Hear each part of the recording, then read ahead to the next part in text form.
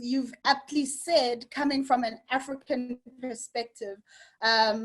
what this might mean for a continent and cities that are relatively young compared to the other contexts around the globe that have been presented. So, and also just zeroing in on what this means in terms of how we are in public space,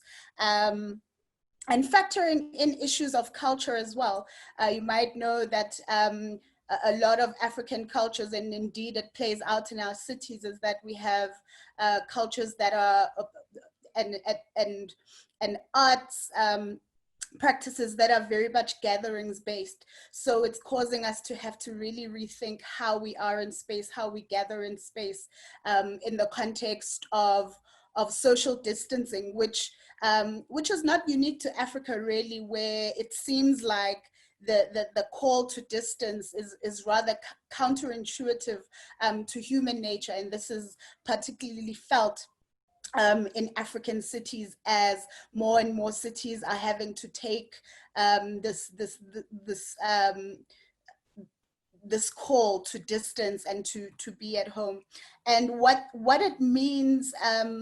in the South African context, particularly where we are known as one of the most unequal societies and unequal countries on earth, is what this big digital leap represents and who it's going to leave behind. So very important to think about the kind of planning regimes that might have to come into effect for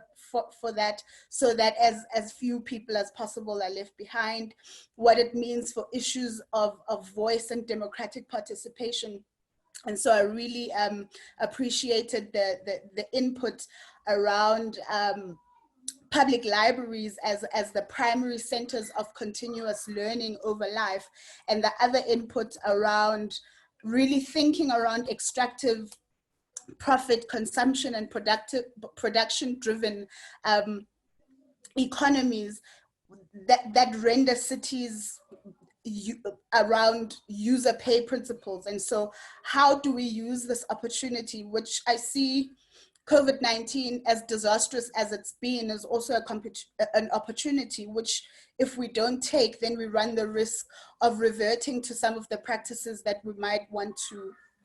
leave behind going forward. And that brings me to the point of the state of women in public space. So issues of gender, what we might use COVID-19 as an opportunity for a cultural reset. How do we go back into space in inclusive ways of young people, of women, and so on. And so it's really important, particularly in the South African cities context, where because of violence and crime, we'd experienced rather a retreat from public life and a retreat from public space, and cities doing quite a lot to really enhance the social and civic and cultural function of public spaces, so that they are vibrant spaces that invite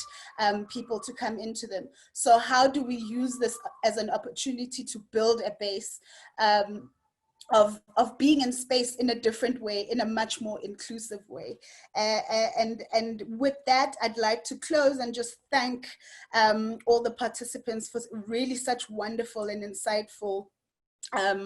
inputs, and which will surely help us in generating knowledge for our cities to come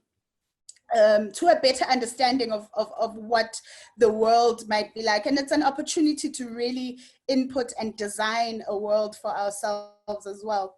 that is better, really using this moment as an opportunity to build upon.